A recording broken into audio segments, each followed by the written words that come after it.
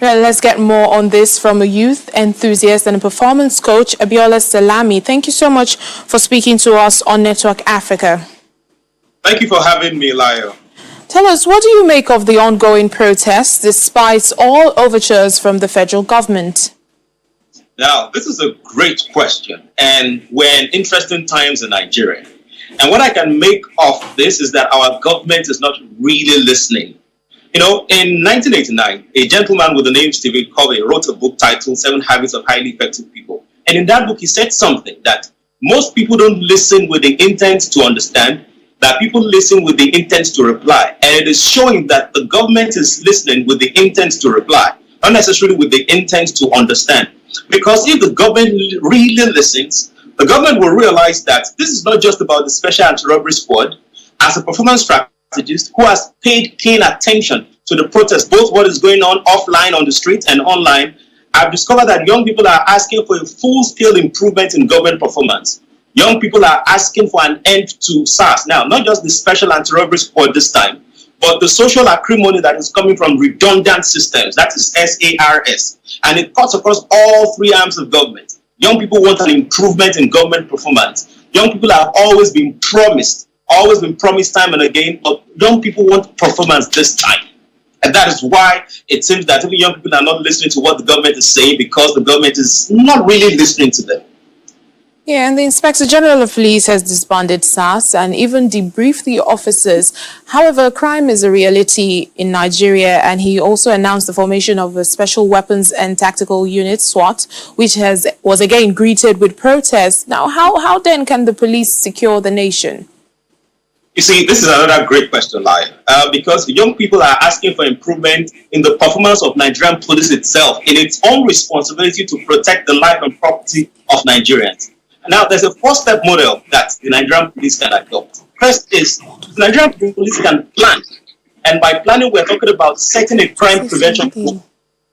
And while Nigerian police is setting this crime prevention goal, it's important not just to set the goal internally, but to set the goal and communicate to the public, to let everybody know what it intends to do. That's the first step. The second step is to act, which is what you have promised to do based on your plan, that you ensure your officers are doing their jobs, and your officers are trained and they are retrained to do their job. And this should also be communicated to the public. It should not just be told to the public. The public should feel it, that the police is doing something constructive. The public should see it as well, that the police is doing something constructive. The third step is monitoring, which is that the Nigerian police should engage on ongoing checking, coaching, and improvement of the different arms of the NPF so that the public can see, and the public should also be involved in this monitoring. And finally, part of the 4-step model is a review, consistent review, so that the Nigerian police force should conduct periodic appraisals and also include the government, include the public in this rating, such that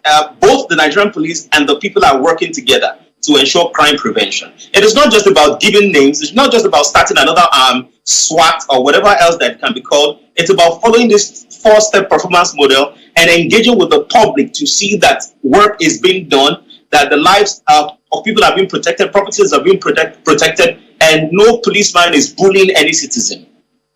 Oh, just before I let you go, Mr. Salami, a lot of people are comparing these protests with the Arab Spring. Sadly, a large number of countries involved in the Arab Spring are still in chaos. How do we prevent that from happening here in Nigeria? Now, Lyle, this is a visionary question, because if you want to drive improved performance for African governments, we should not only focus on the appearance of leadership, we should look at the spirit of the leadership. Now, the Arab Spring, the reason some of those countries are still, maybe even worse off, is because the leaders, they said that they didn't want dictatorship. And you realize that the guy that was someone who was a military man just pulled his uniform and started wearing civilian wear.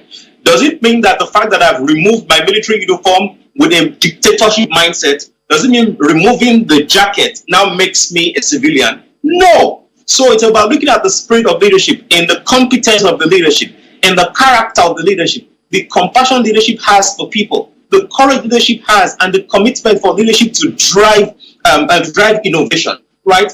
There's a video going on the runs on social media about some interview with someone in Dubai. And the person was saying that, hey, in Dubai, we have nothing, but we have great leadership. But in Nigeria, you have almost all the resources, including human resources, but you have poor leadership. And that is why you are where you are right now. So it's not just about the appearance. It's not just about, and that's why it's not just about the tribe or the religion of whoever the individual who is leading, and the people in leadership is most times people are pointing the finger to the president. It's not just the presidency, it's everybody in leadership. At the state level, at the local government level, the commissioners, the ministers, everybody needs to do the work in helping Nigerian youths and in helping the country to move forward. All right.